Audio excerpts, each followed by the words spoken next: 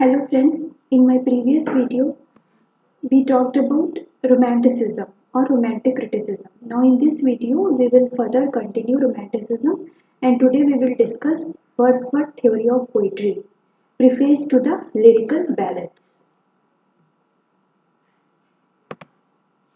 The subject matter of the preface can be discussed under 4 points: the definition of poetry, the defining characteristics of a poet, the value of poetry, and poetic diction. Now, these are Wordsworth's views of poetry. What did Wordsworth think about poetry, and has given his own theory of poetry? So, first we will look into the definition of poetry. Poetry, according to Wordsworth, poetry is the spontaneous overflow of powerful emotions recollected in tranquility. So, you see the emotions that are recollected in tranquility. That means the poet lets the emotions settle and mature gradually until they are ripe for delivery. So, you get the point that Wordsworth said that the emotions and feelings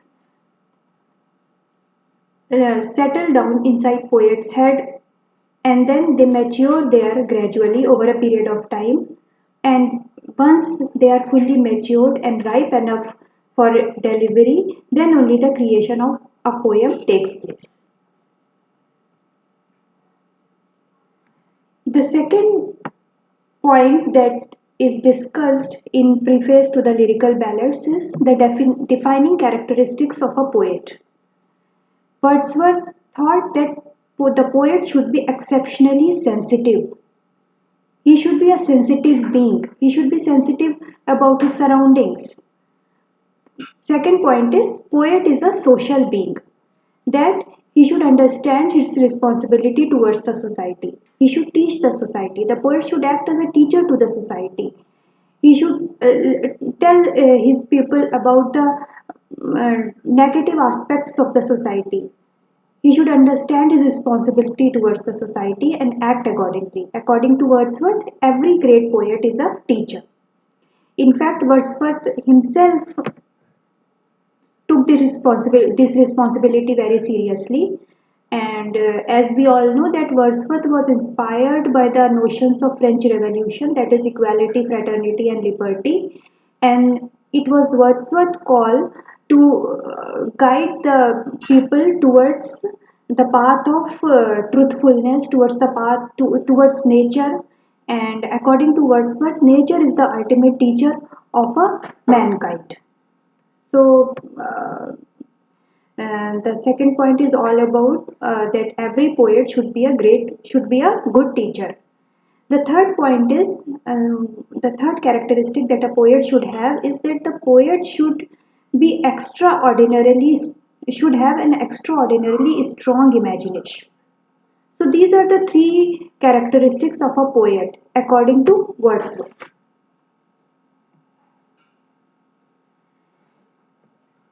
The third point that is discussed under preface is the value of poetry or the function of the poetry. What function does a poetry perform in the society and how it is helpful to the mankind? So we all know that poetry has great impact on the reader's mind. This is because the language of poetry is different from the language of prose, because the language of poetry is manipulated in such a way that it sensitizes and humanizes the reader. The universal function of poetry has become much more urgent in the modern industrial and mechanical age. Wordsworth asserts with the growth of science, poetry will be needed more than we need it now. So it's clear that Wordsworth does not regard science as the enemy of the poetry, but complementary to it. The third point that is discussed in the preface to the lyrical ballad is poetic diction. This is very important, and it is often asked in exam to write short notes on poetic diction. So you should understand what is poetic diction. Poetic diction is nothing but the language of the poetry. as we studied before in the previous slide, that the language of poetry is manipulated in such a way that it sensitizes the reader's mind. So that means the language of the poetry has some sort of some that the language of poetry is different from the language of prose. But according to Wordsworth, though Wordsworth has said that the language of the poetry is manipulated in such a way that it sensitizes the reader's mind, he said that there is no difference between the language of poetry and the language of a common man. So the poetic composition should be written in the language of a common man. However, Wordsworth himself denied his theory of poetry and used lofty language in his composition. We will look into later where we will discuss about Coleridge's view on Wordsworth's theory of poetry. Here, according to Wordsworth, the poetic diction is nothing but the language of the poetry, and how this language, the diction, the words, the theory in his theory of poetry, Wordsworth said that Wordsworth rejected the old convention and norms of the bygone age. The bygone age, the age that precedes Wordsworth, was the age of reason, the age of Dryden and Pope. And in that age, the poetry is written in heroic couplets. And these poets followed strict rules and regulation, strict metrical regulation and rules of poetry. So there is sort of artificiality in their poetry. There was no room for emotions, there was no room for imagination. All they did, they copied the classics, they followed strict rules, and there was no room for imagination at all in the poetry of Dryden and Pope. However, Wordsworth's theory of poetry came as a reaction to the to the poetry of bygone age.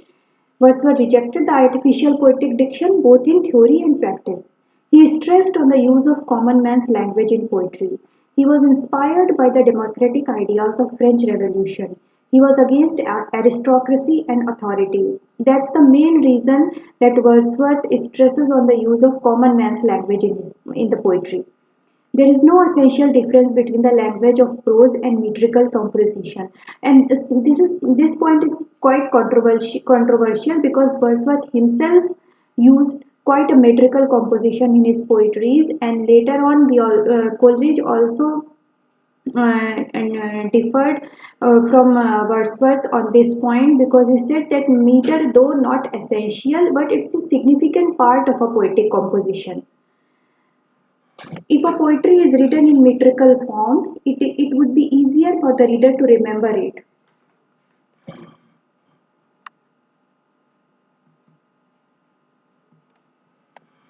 So that was all about Wordsworth's theory of poetry. Now we will discuss about Coleridge's view on Wordsworth's theory of diction. Though Coleridge was a great friend of Wordsworth and he regarded Wordsworth as a great poet and placed him after Shakespeare and Spenser, and regarded him as a third greatest poet of the English poetry, he differed with Wordsworth in many points, and he expressed his difference in his book Biographia Literaria. Coleridge disagrees with Wordsworth's view that the language of poetry should be the language of natural conversation of men. Coleridge says that Wordsworth himself said that the language of these men should be purified. So that means the language of a common man, the language of the rustic cannot be used in the poetry. It should undergo a refinement process, then only it can be used in poetic composition. So that what does that mean? That means that the language of a rustic cannot be used as it is in a poetic composition. It has to go a process of purification, and then only it should be used in poetic composition. The third point, the fourth point, Coleridge says this means that Wordsworth believed that his reader is at least possess certain degree of education.